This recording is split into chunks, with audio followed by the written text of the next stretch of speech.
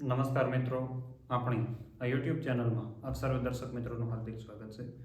દોસ્તો, આજ ખાસ કરીને ચર્ચા કરવાની છે ચણાના પાકની. હવે ચણાનો પાક છે એ છેલ્લી અવસ્થાએ હોય ત્યારે એની કેવી માવજત કરી શકાય એની થોડી આપણે ચર્ચા કરવાની છે. ચર્ચા કરવા માટે આપની સાથે આપનો દોસ્ત મનીષ બલદાણીયા, કૃષિ વૈજ્ઞાનિક તરીકે કૃષિ વિજ્ઞાન કેન્દ્ર કુડીનાર ગીર સોમનાથ ખાતે ફરજ બજાવું છું. દોસ્તો, ખાસ એક અગત્યની મહત્વની માહિતી કે આપ લોકો અમારી સાથે જોડાઈને ઘણી બધી માહિતી ટેલિફોનના માધ્યમથી મેળવો છો, વોટ્સએપના માધ્યમથી ક્યારેક માહિતી મેળવો છો અને વિડીયોના માધ્યમથી હર હંમેશ માહિતી મેળવો છો. તો એની એક સર્વે માટેની લિંક આ ડિસ્ક્રિપ્શન બોક્સની અંદર આપેલી છે, એક ગ્રુપોની અંદર પણ શેર કરેલી છે. તો ત્યાંથી થોડીક અમને પણ તમારી 5 મિનિટ ફાળવો એવી અમે અપેક્ષા રાખીએ છીએ. તો સર્વેની લિંકમાં સર્વે કરવાનું ભૂલતા નહીં. દોસ્તો, માહિતી સારી લાગે તો શેર કરવાનું, લાઇક કરવાનું અને ચેનલને હજી સુધી સબસ્ક્રાઇબ ન કરી હોય તો કરવાનું નહીં ભૂલતા, જેથી કરી અને તમને અવારનવાર નવી માહિતી મળતી રહે. આજની ચર્ચા છે ચણાનો પાક 70 થી 90 દિવસનો થાય, એટલે કે 2.5 મહિના સમયગાળાનો થાય. એટલે હવે આ પાકટ અવસ્થાએ આવી ગયો કહેવાય. અત્યારે જેટલું મળ્યું એમાં પ્લસ શું કરી શકાય, વધારે કેવું વજન વધારે ઉતારી શકાય. અત્યાર સુધી તો આપણે પાંદડા જોયા હતા, પોપટા જોયા હતા, સેણા હિલોળે સેડા થાય એ આપણે જોયા હતા. પણ હવે આપણા માટે અગત્યનું છે, કારણ કે ખેડૂત હંમેશા ખેડૂતને લીલોતરી દેખાય એટલે ફૂલ ખુશ હોય. છેલ્લે ઉત્પાદન વીઘે 10 મણ આવીને ઊભું રહે તો એને થોડીક નારાજગી થતી હોય. એટલે આવી પરિસ્થિતિની અંદર આપણે છેલ્લે કેવી માવજત, કારણ કે અત્યાર સુધી કરી છે તો છેલ્લે ભૂલી ન શકાય. તો એક થોડીક એની આજની ચર્ચા કરી લઈએ. તો પિયત વ્યવસ્થા પહેલી ખૂબ મહત્વની છે. અહીંયા તમને જણાવી દઈએ, પિયત છે અગત્યનું છે, કારણ કે ચણાને પોપટા અવસ્થાએ પિયત આપવું જોઈએ. હવે ઘણો બધો વિસ્તાર એવો છે કે બિન પિયત વિસ્તાર છે, પણ એને તમારે જમીનમાં જોવાનું છે ભેજ કેટલો છે.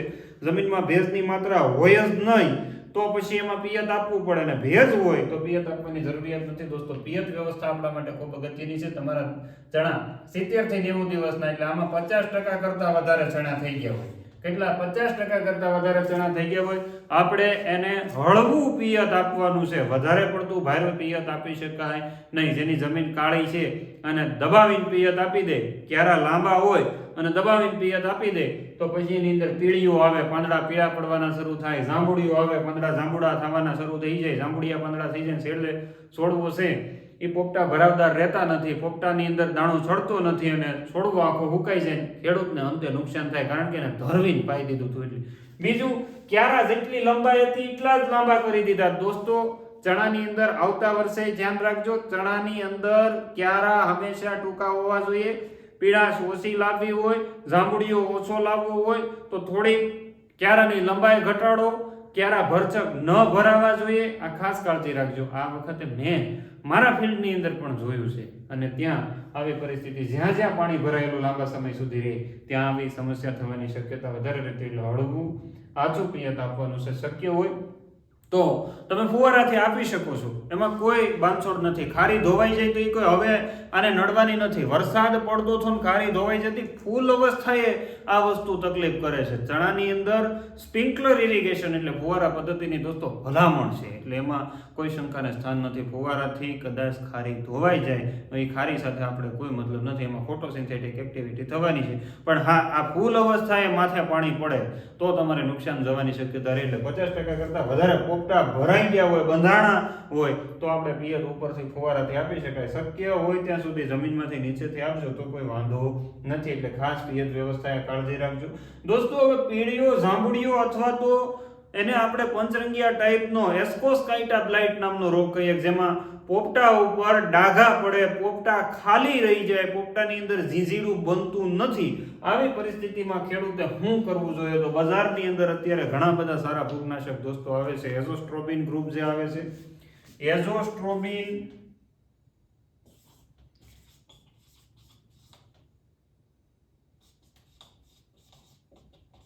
આ ગ્રુપમાં ઘણી બધી દવા આવે. ક્લોરોથિનોનિલ આવે, ટેબ્યુકોનાઝોલ આવે અને ડાયફેનકોનાઝોલ આવે. એઝોસ્ટ્રોબિન, ટેબ્યુકોનાઝોલ, એઝોસ્ટ્રોબિન, ક્લોરોથિનોનિલ અને એઝોસ્ટ્રોબિન ડાયફેનકોનાઝોલ, ત્રણમાંથી કોઈ પણ દવા 25 મિલી એક પંપની અંદર એકલું નાખવાનું છે. એની સાથે સ્ટીકર નાખવાનું છે. જંતુનાશક નાખી શકાય, પણ ખાતર કોઈ માઇક્રોન્યુટ્રિયન્ટ કે કાંઈ નાખી શકાય નહીં, એની કાળજી રાખજો. એઝોસ્ટ્રોબિન ગ્રુપની દવા તમે છાંટી શકો. એની પછીનો તમારે ડોઝ આપવાનો હોય તો તમે ટેબ્યુકોનાઝોલ અને પ્લસ ટ્રાઇફ્લુક્ઝોસ્ટ્રોબિન કરીને જે આવે છે એનો પણ તમે આની અંદર ઉપયોગ કરી શકો. આ ગ્રુપની દવાઓ ખૂબ સારી આવે છે. ખાસ કરીને એઝોસ્ટ્રોબિન મેન્કોઝેબ આવે છે એનો પણ તમે ઉપયોગ કરી શકો છો. મેટાલેક્ઝિલ મેન્કોઝેબ તમે જો આગળના ન વાપરેલી હોય તો આ ડોઝની અંદર આપી શકો છો, અથવા તો તમને બજારની અંદર જે સારા ટેકનિકલો અત્યારે બજારમાં ઘણા બધા નામ લેવા બેસીએ તો ઘણો બધો સમય વયો જાય. તમે બધા આ ટેકનિકલો વિશે જાણો છો તો તમારે એનો ઉપયોગ કરી શકાય. અને નથી જાણતા તો એઝોસ્ટ્રોબિન ગ્રુપની સારામાં સારી દવાઓ તમે વાપરી શકો. 25 ml નો ડોઝ રાખવાનો છે. જ્યારે તમે મેટાલેક્ઝિલ મેન્કોઝેબ વાપરતા હોય તેનો એક પાઉન્ડ એક પંપની અંદર નાખવાનું છે. તમે ટ્રાઇફ્લુક્ઝોસ્ટ્રોબિન અને ટેબ્યુકોનાઝોલનો ડોઝ મારતા હોય તો 12 ગ્રામનો ડોઝ રાખવાનો છે. એટલે આ રીતના વ્યવસ્થિત સારી ફૂગનાશક દવા એકલું સ્ટીકર સાથે કરીને ઉપયોગ કરશો એટલે પરિણામ સારા મળશે. પણ નીચે ભેજ હોવો જોઈએ, મતલબ નહીં ઓછો ભેજ હોવો જોઈએ. જે પાણી ભરાય જળ બંબાકાર થઈ ગયું હોય એવું થઈ ગયું છે. શેણા ક્યાંય ઊભા રહેવાના નથી એટલે એની ખાસ તમારે કાળજી રાખવાની છે. એમાં પીળીઓ હોય, જાંબુડીઓ હોય, અને જે મેં તમને વાત કરી હતી એસ્કોસ્કાઇટા બ્લાઇટની એઝોસ્ટ્રોબિન સિવા નહીં જાય. એટલે તમારે ખાસ કે જે શેણા આખા છે હુકાવા માંડે, મતલબ પોપટા હુકાઈ જતા હોય, ડાઘા પડવા માંડતા હોય પાંદડા ઉપર, તો એના માટે ખાસ તમારે કાળજી રાખવાની છે. દાણાનું બંધારણ અને આકાર વધારવા માટે દોસ્તો શું કરવું જોઈએ એ તમારા માટે ખૂબ અગત્યનું છે. કારણ કે હવે દાણા સડવા માંડ્યા છે. પોપટા અત્યાર સુધી હવા ભરેલા છે, એમ દબાવો એટલે પોપટા ફાટે. ઘણા નથી કહેતા કે સાહેબ દવા છાંટીએ કે એમ નથી, પગ દઈએ તો પોપટા પટ બોલે. બરાબર, એટલે એ પટ એટલા માટે બોલે કે એની અંદર હવા ભરાણી છે, એની અંદર હજી દાણાનું બંધારણ થાય છે, આકાર મેળવો નથી. તો આવી પરિસ્થિતિમાં ખેડૂતે કેવું ખાતરનો ઉપયોગ કરવો જોઈએ? જો તમારા ચણા અત્યારે 70 થી 75 દિવસના વચ્ચેના સમયગાળે હોય તો તમારે ખાસ કાળજી રાખવાની છે. બજારની અંદર મળતું કેલ્શિયમ નાઇટ્રેટ આવે છે, એ બોરોનેટેડ કરીને આવે છે. કેલ્શિયમ નાઇટ્રેટ, બરાબર, અને એની સાથે બોરોન, આનો ઉપયોગ કરી શકાય. તમારે આ પણ ઉપયોગમાં લેશો તો તમને દાણાનું બંધારણ સારું થશે. જે લોકોએ કેલ્શિયમ નાઇટ્રેટ અને બોરોન, જે બોરોનેટેડ કેલ્શિયમ નાઇટ્રેટ આવે છે એનો ઉપયોગ કરી લીધો હોય, આની સાથે જંતુનાશક દવા નાખી શકાશે, ફૂગનાશક દવા નાખી શકાશે નહીં. બરાબર, તો એ મિત્રોએ જેને આ કરી લીધું છે 70 દિવસ પહેલા, તો એ મિત્રોએ 13-0-45, કારણ કે આમાં પોટેશિયમ નાઇટ્રેટ, નાઇટ્રોજનની પણ જરૂરિયાત અમુક માત્રાની અંદર હોય અને પોટાશની પણ જરૂરિયાત હોય. જે લોકોને હજી પોપટાની અંદર દાણા માત્ર સડતા હોય એવા મિત્રોએ 0-60-20 નો ડોઝ, કારણ કે એને ફોસ્ફરસની જરૂરિયાત છે. 0-60-20 50 ગ્રામ માપે. જો વજનની અંદર હોય, મતલબ પાવડર ફોર્મમાં હોય તો 50 ગ્રામ, અને લિક્વિડની અંદર હોય તો 20 થી 30 ml નો ડોઝ આપવાનો છે. એસિડિક ફર્ટિલાઇઝર હોવાના કારણે દાજ પડવાની શક્યતા વધી જાય. આ કેલ્શિયમ નાઇટ્રેટ પણ આપણે 50 થી 70 ગ્રામના ગાળામાં રાખવાનું છે. 13-0-45 નું દ્રાવણ કરવાનું નથી, 100 ગ્રામ આપણે એનો ઉપયોગ કરવાનો છે. આ ખાસ કાળજી રાખજો. આ બધા સાથે અત્યારે તાપમાનની અંદર બેલેન્સ વિખાઈ ગયેલું છે, યાદ રાખજો. અને બીજું, પોપટાનું ખરણ ન થઈ જાય એના માટે, દાણાને સીધો ખોરાક મળી રહે એના માટે એની અંદર amino acid, vitamin base product, seaweed extract બેઝની જે રેપિડો કરીને આપણે આવે છે એનો એકવાર ખબર પડશે. આજે રેપિડો કરીને જે આવે છે 40 મિલી એક પંપની અંદર નાખીને છંટકાવ કરશો. ખાલી હું તો એવું કહું 5-10 પંપનો છંટકાવ કરીને ટ્રાય કરાય રેપિડો.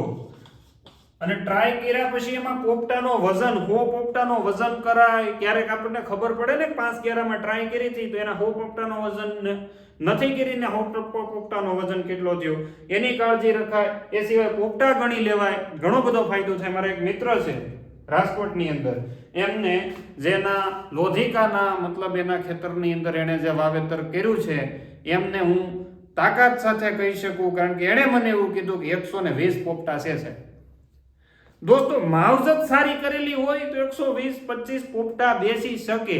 બરાબર, એટલે ખાસ તમારે કાળજી રાખવાની છે કે એમને, આપણા એ ખેડૂત જ છે, ખૂબ સારું મતલબ પ્રગતિશીલ ખેતી કરે છે, તો આ મિત્રને પણ આપણે બિરદાવવા જોઈએ. અને એ કરી શકે તો તમે કરી શકો. એટલે રેપિડો 40 મિલી, બરાબર, એક પંપની અંદર નાખીને છંટકાવ કરો દોસ્તો, ખૂબ સારું પરિણામ આપે. એની વધારે માહિતી માટે અહીંયા આપેલા નંબર ઉપર અવશ્ય વોટ્સએપ કરજો અથવા ફોન કરજો. ફોન ન લાગે તો એની ઉપર વોટ્સએપ ઉપર મેસેજ કરીને કહી દેવું મારે આની માહિતી જોઈએ છે, તો એ તમને ત્યાંથી મળવાની શક્યતા ઘણી બધી રહેશે. પોપટા ખાલી ન રહે એના માટે તો તમને કેલ્શિયમ બોરોનની વાત કરી દીધી. કેલ્શિયમ બોરોનેટેડ કેલ્શિયમ નાઇટ્રેટ આવે છે, અથવા તો અત્યારે બજારની અંદર કેલ્શિયમ નાઇટ્રેટ જે મેગ્નેશિયમ ફોર્ટિફાઈડ આવે છે એનો પણ તમે ઉપયોગ કરી શકો. આ બધાનો 50-100 ગ્રામ સુધીનો ડોઝ છે વ્યવસ્થિત રીતના આપણે ઉપયોગ કરવાના છે. એ પછી અત્યારે ઈયળનો સૌથી મોટો પ્રોબ્લેમ હોય દોસ્તો. ઈયળ હવે પોપટાના બંધારણ થાય એટલે ઈયળ અંદર જાહે. હવે ઘણા બધા એમાં અલગ અલગ પ્રકારની દવાઓ છાંટતા હોય તો એમાં પેલું આ દવાઓ જ્યારે તમે છાંટો છો એમાં તમે લીંબોળીનું તેલ, બરાબર, લીંબોળીનું તેલ જે હાઈ પાવર લીંબોળીનું તેલ આવે છે એ તમે ઉપયોગમાં લઈ શકો. જે ફૂલ અતિશય કડવું આવે છે એ લીંબોળીનું તેલ તમે નાખશો. તમારા ઈયળના ફૂદા એની ઉપર ઈંડા જ ન મૂકીએ કે તો ફૂદું આવવાની શક્યતા જ નથી, ઈંડું થવાની શક્યતા નથી, તો ઈયળ બનવાની શક્યતા નથી. તો આવા લીંબોળીના તેલ, કારણ કે તમે બજારમાં જે કેમિકલ લેવા જાવ છો એના ભાવ તમને મળે છે, તો આ લીંબોળીના તેલનો પણ ઉપયોગ કરવો જોઈએ. એની વિશેષ માહિતી આપણે દર વખતે નંબર આગળ જે આપ્યો છે એ પ્રમાણે એમનો કોન્ટેક્ટ કરજો. છતાં જો ઈયળ આવી ગઈ હોય તો બજારની અંદર અત્યારે ઇમામેક્ટિન બેન્ઝોએટ જે 5% ફોર્મમાં આવે છે, 1.9% ફોર્મમાં આવે છે, 5% વાળું ઇમામેક્ટિન બેન્ઝોએટ તમે 8 ગ્રામ સુધી એક પંપની અંદર નાખીને ભેગું સ્ટીકર નાખીને છંટકાવ કરશો, તમને ખૂબ સારા પરિણામ મળે છે. તેમ છતાં ન મળે તો ક્લોરોન્ટ્રીનાપ્રોલ નામની જે દવા આવે છે એનો પણ તમે છંટકાવ કરી શકો. 6 ml સુધીનો ડોઝ એનો રાખો તો પણ પરિણામ સારા મળે છે. ઘણા મિત્રોનો એવી ફરિયાદ હતી કે હમણાં વાતાવરણ બગડવાના કારણે ચણા જાંબુડિયા અને પીળા થઈ ગયા, એની અંદર સુકારો આવવાની શક્યતા ઘણી બધી વધી ગઈ. તો એ મિત્રોએ પહેલા પીળાશની સમસ્યાનું નિયંત્રણ કરવું જોઈએ અને પાણી છે એને સદંતર બંધ કરી દેવું જોઈએ. એટલે ખાસ તમારે કાળજી રાખવાની છે. હવે તમારા ચણા છે એ માનો કે 85 થી 90 દિવસની વચ્ચે થઈ ગયા, બરાબર, કોઈ પણ ચણા. હવે આપણે આને બંધારણ ઉપર ભરાવદાર અને વજનદાર કરવા માટે, કારણ કે આકાર અને વજન તમારા માટે ખૂબ અગત્યનો છે, તો તમારે સેલો ડોઝ 0.050 અને આની સાથે આ 100 ગ્રામ નાખવાનું છે. કેટલું? 100 ગ્રામ. અને આની સાથે 15 થી 20 ગ્રામ બોરોન, બરાબર, અને બોરોન નાખીને એકવાર આ ઘણાને હજી આ બધી ખબર નથી, મને ગણાવે કે આના પૈસા કેટલા થાય, આપણે એમાં ગણીશું. તમે ને હું સારા ખેડૂતો, મેં તમને કીધું ને કે મારા આ મિત્ર છે લોધિકા વાળા, એને ખૂબ સારું રિઝલ્ટ મળ્યું. એ ગણાવે એ ન ગણાવે, કારણ કે એને પોપટા ગણવાના છે. તમારે ખાલી આ ગણવાનું છે. એટલા માટે જેને લાગુ પડતું હોય એના માટેની વાત છે. તમને મજા આવે તો માહિતીને અપનાવવાની, નહીતર જોઈને બીજા લોકોને શેર કરજો, એ ક્યારેક અપનાવશે દોસ્તો. એટલે 0.050 તમારે 100 ગ્રામ 85 થી 90 દિવસના ચણા થાય ત્યારે એની ભેગું 15 થી 20 ગ્રામ બોરોન અને રેપિડોઝનો શક્ય હોય તો એકાદો રાઉન્ડ મારજો. ખૂબ સારા, કારણ કે છોડનું ફિઝિકલ બેલેન્સ હોવું જરૂરી છે. મારું શરીર સારું હોય તો હું વજન ઢસડી શકું, વજન ઉપાડી શકું, હું ખોરાક ખાઈ શકું, પણ શરીર બીમાર પડી જાય તો ન તો હું ખોરાક ખાઈ શકું, ન તો હું વજન ઉપાડી શકું. એ કામ, એ ટેમ્પરેચર બેલેન્સ કરવાનું કામ રેપિડો કરતું હોય તો તમારે એનો પણ એકવાર અવશ્ય ઉપયોગ નાની મોટી વસ્તુમાં મતલબ કરો, 1-2 પંપની અંદર, તો તમને ખ્યાલ આવી જતો હોય. બાકી તો ઘણા બધા એની અંદર કહેવાવાળા હોય કે આના કાંઈ પરિણામ નથી, આના ઘણા બધા પરિણામ મળતા હોય, પણ જેને લીધા હોય એને ખ્યાલ હશે. દોસ્તો, આટલી માહિતી આ બાબતની તમને પહોંચાડવાની હતી. ચણા નીકળી વ્યવસ્થા તમારી પાસે પિયત વ્યવસ્થા મર્યાદિત હોય અને ચારો વાવવાનો કોઈ પ્લાન હોય તો તમે કાળી જુવાર, અહીંયા જે વિડીયોની અંદર અમે બતાવી રહ્યા છીએ મુજબની કાળી જુવાર, એના બિયારણ વિશે વિશેષ માહિતી. કાળી જુવારની અંદર 15 થી 18 વાટ, અને અમારા 1-2 ખેડૂત મિત્રો ગાંધીનગરના કિરણભાઈનો અમારો રિવ્યુ હતો, ખૂબ સારું એવું પરિણામ મળે છે, બરાબર.